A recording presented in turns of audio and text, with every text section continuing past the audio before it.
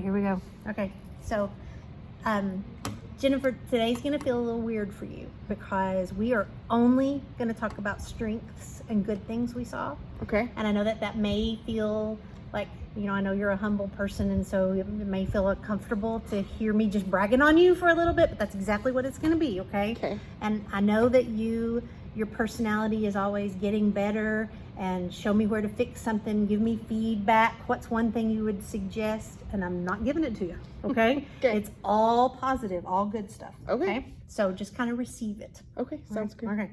I felt like I could have a buffet of good things to choose. So like when I was watching you last week, the first thing I noticed was your expectations for kids and the way you give instructions, from written on the monitor to just how clearly and succinctly you tell kids, here are the expectations, here's what we're going to do, here are the materials you need to have with you.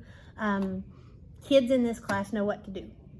And so I thought, well, I could pick that. And then I thought, or I could pick academic vocabulary, because I noticed the words that they needed were on the board. I may mispronounce them, heterozygous. Yeah. Okay, very good. Good. Dominant, recessive. And then when they were in groups, I heard kids using those words. Mm-hmm. 2, just words you put in the discussion. So like I heard we are learning about, were they called dihybrid crosses? Yeah, it was Something the 16 like that. boxes. Yes. Yeah, dihybrid crosses. Right, so you called it what it was. You did phenotype and genotype.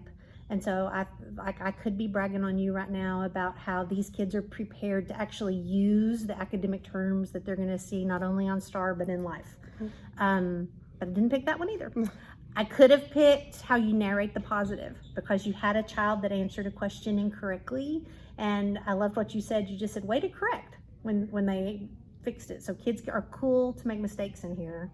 I also love that when you transitioned from whole group I do over here to we do in the groups, you were narrating, so-and-so's ready, so-and-so's ready, so-and-so's ready, I'm missing a few more, oh, so-and-so's ready. That's beautiful, narrating the positive. It just comes naturally to you. I could have picked aggressive monitoring, because you had your Chromebook in hand, and then for part of it you had the actual assignment paper copy in your hand, and you went table to table, table to table, and you knew who was on task, off task, and quite frankly, anybody who even considered getting off task was back on task like this because they knew you were coming. So, but I didn't pick any of those, even though I could have. What blew me away was your cold calling. Your cold calling was the bomb. You made that seem so natural, and the kids did not skip a beat. So how did that happen? How did you get cold calling to feel so natural? I think it's been something I've been working on this year. And I think making sure that I'm just doing it with popsicle sticks, and I always make a joke if I forget my popsicle sticks. And then I think to the safety of, you can answer and it's okay, but then I'm going to move on to someone else. And so at the beginning of the year, they just could never opt out. So if it was like, if I'm asking Joe a question, hey, what's 2 + 2? Joe goes, I don't know. Then I go to the next person, but then I always come back to Joe. So 1, I think they know they don't get to opt out. And 2, I think we just make it a joke. And so I don't think y'all got to see it, but if I draw a kid's name and they're not there, I just answer it for them too. So they get off the hook. And so we just know that they're just part of our lives now. I saw you, I think there was a little friend named London, who you asked him, what did we do yesterday? And he went, this thing, and he held up the dihybrid cross, but you said, yes, what's that thing called? Because you were working on that academic vocabulary, and he couldn't remember it. But you went to another child, but then you went right back to him and said, now, London, what's it called? And he was like, dihybrid cross. And he didn't feel the least bit bad. It wasn't like he got called out and embarrassed, but you did hold him accountable. Now you know the right words. Right. Yeah. Why is it important to you? Why is that something you've been working on this year? I think especially to get those in pre-AP with those meets to masters, they're smart enough to sit and get it. But with a large class, 1, I can say that I talk to every kid. And then 2, I've got to hold them accountable, and I'm not grading. I don't have time to grade 75 things a day. Right. So the more conversations we have, and then also too, when we go to the We Do, if they really struggled with cold calling, then I know, okay, I need to go check on this group first, or I need to go check on this person first. And so I think it just gives me quick formative assessments that I can't get other ways. Yeah, I noticed you do that too. So you went to, there was a young lady sitting right here, and I noticed you kept your eyes on her, and she may be struggling or may not, but I noticed you were intent on what's on your computer and talking to her. And so she's one of my and I think I know what you're talking about. She's one of my avid babies that we're working real hard with. So I've got 3 high flyers in every class, and they're always on my radar first. Yeah, I saw it. So what is your next step with questioning? Like how can you take this, whether it's in your own practice or in your department with your PLC? What are you thinking about next step with questioning to make it even better? I think I've got to up the rigor with my questioning. Okay. I think I'm really good at low level and scaffolding, but like once I get them to realize that 16 squares is dihybrid, like then I need to take it that dihybrid means 2 traits. And so in all honesty, for the low level star, they literally just need to know that 16 boxes is dihybrid. And so they've got to work it out. They don't really necessarily need to know it's 2 traits. Yeah. And so I'm really bad about, well, we got the lowest level, so let's just stop. Yeah. I don't want to overload you, but I also need to push that rigor up and say, okay, now you know that, what's the next thing?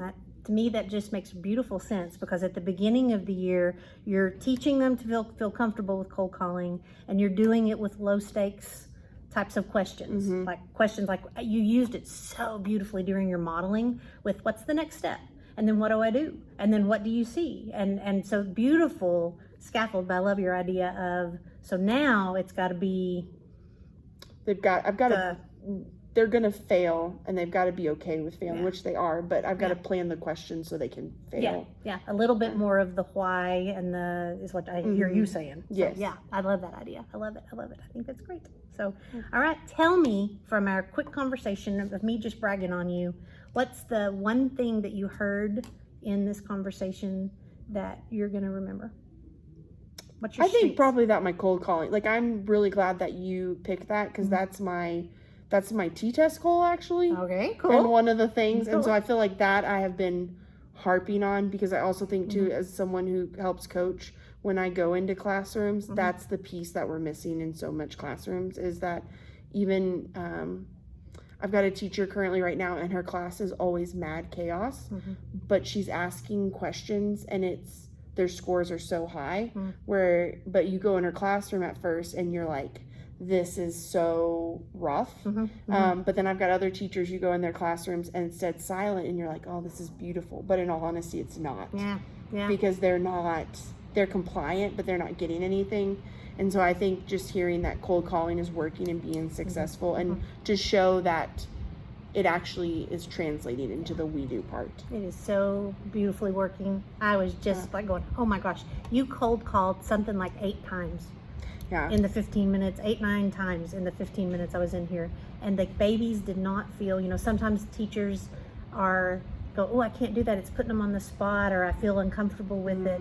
It's all in how you roll it out, and how, okay, if you make a mistake, no problem, we'll pivot over here, but I'm coming back to you. So anyway, I'm just proud of you. Thank you.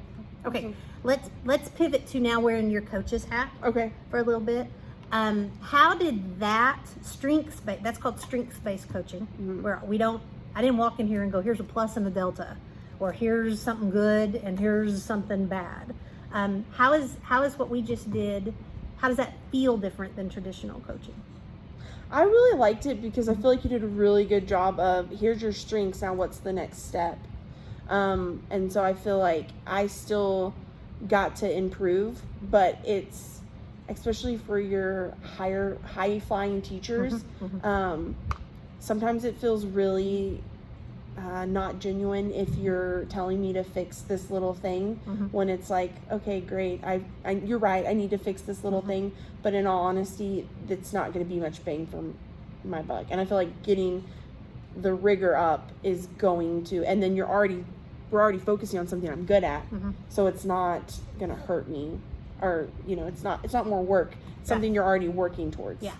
Okay. That to me, I always have felt guilty not guilty, but bad when it's a really strong teacher in front of me. And I know most really strong teachers want some feedback. Right.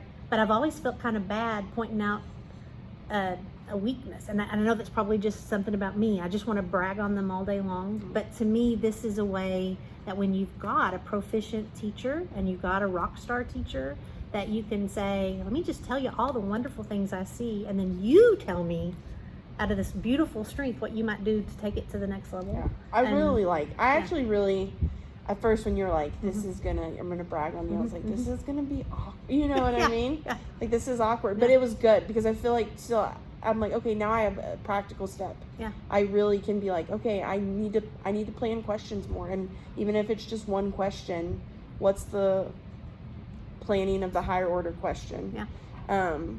Can I ask a question? Sure. Can you do this with teachers that are struggling? Or is it just... Great question. So it's putting another tool in your tool belt, right? So we've got the waterfall to get better faster, where we try to identify where's the spot where we go, ooh, this is where the teacher needs coaching. Right. And we try to identify an exemplar and identify the gap and coach him or her up, which is a great coaching. That's more of a traditional coaching method. Right. I would say that the more tools a coach gets in their pocket, you try some things. So I didn't force, I didn't manipulate this. It's not like I watched you teach and thought, oh, she's bad at questioning. It was the opposite. Right. I thought you were great at questioning. And then I just wanted to say, throw a question out to you. You were rocking this. What's next level? To just get you to think about pushing your practice even from great to hot potato, I will edit that out. No, I just, perfect. But